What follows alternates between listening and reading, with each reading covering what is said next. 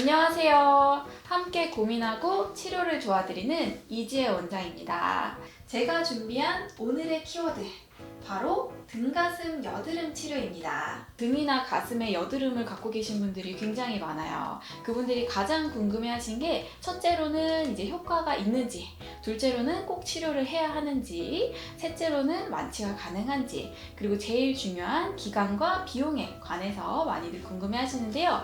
저 같은 경우는 실은 다이어트도 그렇고 여드름도 그렇고 전반적으로 좀 경험을 많이 해봐서 그 부분을 고민해서 치료를 좀 도와드리고 있어요. 제가 운이 좋았던 건지 아니면 나빴던 건지 모르겠는데 제가 또 등가슴 여드름이 굉장히 심했었거든요. 그러한 치료 경험이 있어서 오늘 자세히 한번 이야기해 볼까 합니다.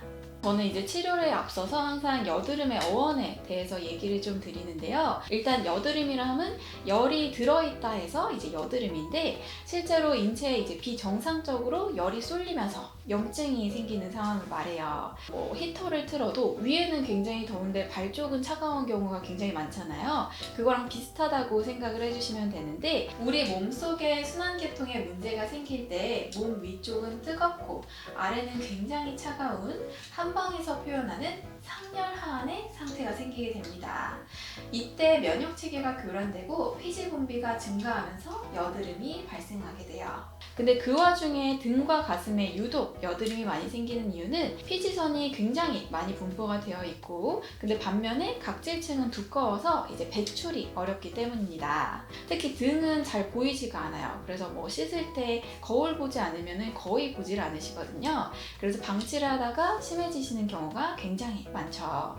저 같은 경우도 중학생 때 한창 사춘기 여드름 올라올 때 얼굴도 올라왔지만 등 여드름, 가슴 여드름도 조금 올라오기 시작했는데요. 근데 분명 어머니가 나이 들면 알아서 사라진다고 얘기를 하셔서 그걸 믿고 내버려 둔 거죠. 근데 이제 중학교, 고등학교 거치면서 오히려 점점 퍼지기 시작하고 성인이 됐는데도 없어지지가 않았고, 원래는 이제 견갑골 쪽에 약간 어깨 위쪽에만 있던 게 중부로 내려오고 하부로 내려오고 이런 식으로 점점 퍼지더라고요. 근데 실은 저만 그렇지는 않고 이런 분들이 굉장히 많이 오세요. 등가슴 여드름도 피부 질환 중 하나이기 때문에 방치하면 2차 감염으로 악화될 가능성이 굉장히 높습니다.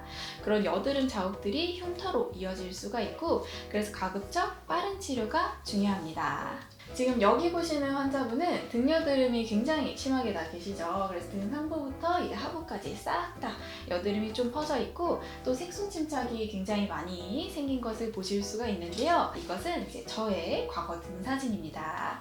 그래서 이제 등가슴 여드름으로 많이 고민되실 분들을 위해서 어떻게 보면 제가 좀 소중하게 숨겨놨던 저의 역사를 한번 꺼내 볼 건데요. 이때는 실은 수영복을 아예 못 입었어요. 또 오프숄더가 한창 유행이었을 때도 거의 입지를 못했고, 어떻게 보면 이 당시에는 등가슴 여드름이 저의 가장 큰 콤플렉스 중 하나였죠. 그래서 래시가드가 유행할 때 저는 그게 그렇게 좋더라고요. 그래서 이렇게 일생일대의 콤플렉스였던 저의 등 여드름이지만, 하지만 지금은 네, 굉장히 깨끗해졌죠. 그래서 그 치료 과정에 대해서 한번 얘기를 좀 드릴 건데요. 아무래도 저 같은 경우는 거의 한 10년 정도 지속된 여드름으로 인한 자국이었고, 저는 기본적으로 피부가 잡티가 굉장히 잘 생겨요. 지금은 후한의원에서 치료도 하고 관리도 하면서 좀 피부가 괜찮아진 편이지만, 그때는 굉장히 잡티가 좀 많이 올라왔어요.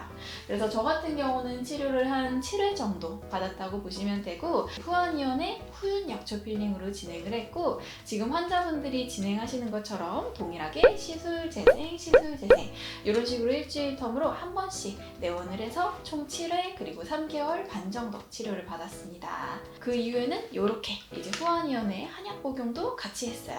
기본적으로 지금 사진을 보시면 이렇게 이제 붉은색 여드름들이 좀 살아있는 걸 볼 수가 있어요.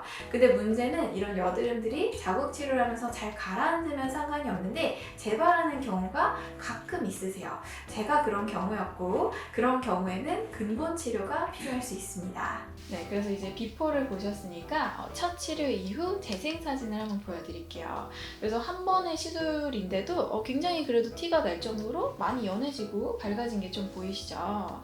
그래서 처음 치료할 때는 첫날은 조금 후끈후끈하고 따가움이 좀 있을 수 있고, 둘째 날부터 가려우면서 각질이 막 벗겨지기 시작합니다. 그때 저는 가슴과 등을 동시에 시술을 받았어요. 받았어요. 그래서 동시에 시술 받으면서 치료 속도도 좀 빨랐습니다. 한 번 시술해도 굉장히 좋아진 게 또 티가 나더라고요. 그래서 그게 또 신이 나가지고 열심히 치료받았던 기간이 아니었나 싶어요. 두 번째 사진을 한번 볼 건데요. 이제 이게 두 번째 시술 이후의 사진입니다. 그래서 자세히 보시면 여드름들도 굉장히 좀 들어가는 거를 보실 수가 있어요. 그래서 이제 후윤약초 필링은 여드름 자국 치료도 되지만 여드름도 좀 잡아줍니다. 오래된 여드름 자국들, 또 세게 남은 자국들이 위쪽에 좀 몰려 있어요. 그런 자국들은 조금은 늦게 빠지는 걸 보실 수 있고, 오래될수록 좀 오래 걸리고 새로 생긴 걸수록 좀 빨리 빠지는 경향이 있습니다. 그래서 내가 여드름 자국이 조금 오래됐다 하시면 저처럼 한 7회 정도는 치료가 필요하실 수 있고, 뭐 그렇게 깊진 않고 최근에 생겼다 하시면 한 4회 만에 싹 다 좋아지는 경우도 있으세요. 일단 후윤약초 필링은 과다하게 생성된 각질층을 좀 제거를 해주고요. 그리고 유극층을 자극을 해주기 때문에 정상적인 피부 재생 주기를 만들어줍니다. 그리고 또 약초에서 추출한 성분이기 때문에 약물이나 기계 없이 효과를 또 낼 수 있고, 무엇보다 제일 중요한 거, 안전하다고 얘기를 드릴 수 있습니다. 실제로 굉장히 깨끗해졌죠. 이때가 5회차 이후라고 보시면 됩니다. 그래서 실은 그때 좀 방심을 했어요. 많이 좋아지니까 홈케어도 사용을 좀 안 하고 술도 좀 먹고 배달 음식도 먹고 하다 보니까 이제 3개월 뒤에 이렇게 여드름이 좀 올라오더라고요. 그래서 6회차 시술은 여드름이 조금 올라온 상태에서 시술을 진행을 했습니다. 시술 이후에 여드름이 좀 많이 가라앉은 걸 보실 수 있어요. 근데 문제는 중간에 여드름이 올라오면 아무래도 자국으로 또 생길 수가 있다는 점. 여드름의 재발을 막기 위해서 근본 치료를 좀 하려고 한약을 한 2달 정도 복용을 좀 했습니다. 지금은 또 보시다시피 이렇게 이제 깨끗한 등 상태를 좀 유지를 할 수가 있고요. 자랑은 아니지만 바디 프로필도 찍을 수 있었고, 그래서 이렇게 보면 굉장히 또 드라마틱해 보이죠. 여드름 자국 중 이제 등에 생기는 자국은 갈색 자국이 많은데요. 멜라닌 색소 분비량이 많고 발생률이 높을수록 이제 깊게 색소 침착이 생긴다고 보시면 됩니다. 근데 이제 사람마다 그 깊이와 색상 정도가 다르기 때문에 치료법과 주기도 같이 달라지고요. 일반적으로는 2달에서 3달 반 정도의 시술 기간을 잡으시면 되세요. 개개인마다 조금씩은 다르기 때문에 그러한 자세한 부분은 각 지점에 내원을 하셔서 상담을 받아보시면 됩니다. 일상생활과 병행이 가능하기 때문에 크게 걱정 없이 그냥 바로 치료를 들어가셔도 괜찮습니다. 그래서 등가슴 여드름은 아무래도 얼굴보다 노출이 덜 되니까 미루다가 심해지는 경우가 굉장히 많으세요. 근데 아까 보여드렸듯이 이제 오래된 자국들은 치료도 오래 걸리기 때문에 방치하지 마시고 최대한 빠른 내원을 통해서 치료를 해주시는 것이 필요합니다. 그래서 이렇게 많이들 모두 좋아지실 수 있으니까 만약에 고민이 되시는 분들이 계신다면 언제든 내원하시면 치료는 잘 도와드리도록 하겠습니다.